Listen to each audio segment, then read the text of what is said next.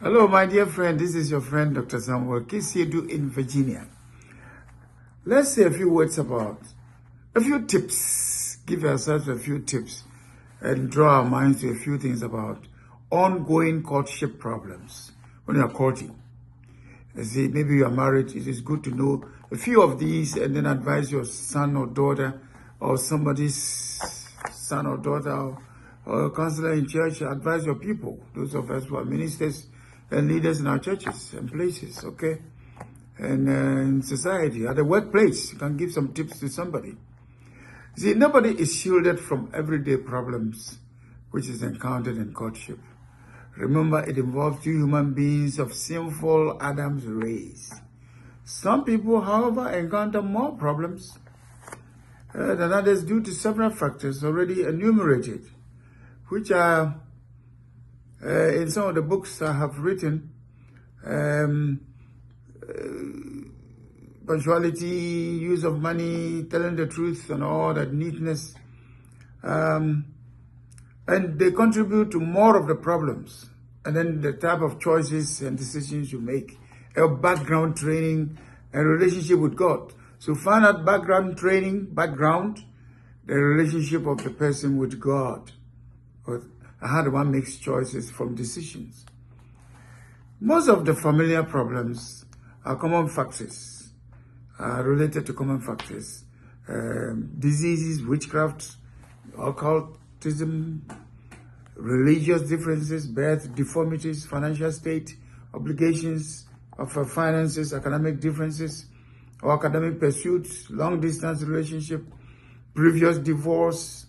Others are traditional and cultural differences, addictions and bad habits, and parental influences, influence of friends, laziness, pride, short temper, drinking, immorality, carnality, financial problems, greed, selfishness. You can go on and on and on, a whole bunch of them. But I've come to realize that some problems will ruin the marriage. Listen carefully. And God will therefore help you to solve them before the two of you come together. And counselors must emphasize that. If you take them into the marriage, you're in trouble. Your attitude towards sex, for example. Okay, your attitude towards work. And the way you think that women are like this, men are like this. Some ideas must change. If you take them to the marriage, they'll be trouble. But some things will be there when you live together. Some conditions will be carried along into the marriage.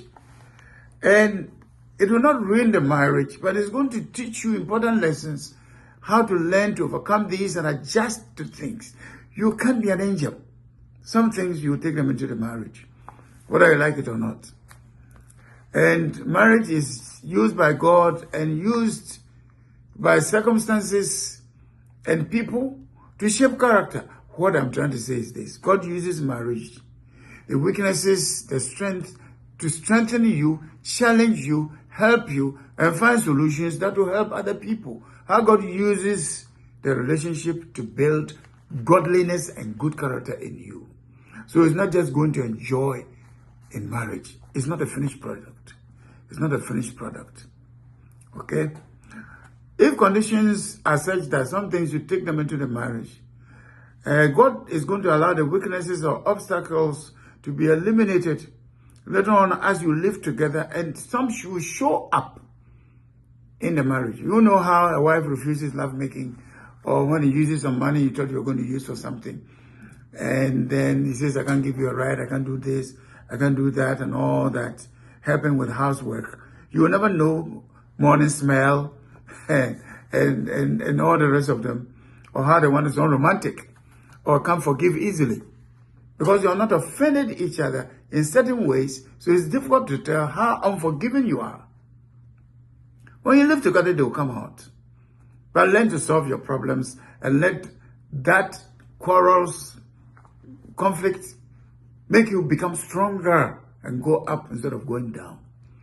The two persons must decide to create a calm and conducive atmosphere, not unnecessary problems for each other. Disobedience to God's word is key. So obedience is Isaiah 1 verse 19. If Isaiah 1 19, if you're willing and obedient, you eat the good of the land, the good of the marriage, the good of everything, okay?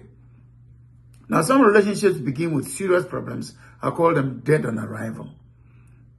So it shouldn't have started at all. Let God talk to your spirit.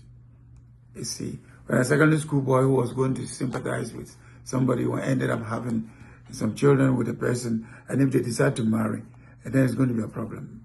If you clearly see through the eyes of God that it is a viable, living relationship that's going to be a blessing, then take suggestions seriously and take several steps into consideration as you agree that you are humans with weaknesses and that God can break through your weaknesses and put you together. This is Dr. Kisiedu. Call me on 1-917-741-0643. Ghana call 020-812-6533. God bless you.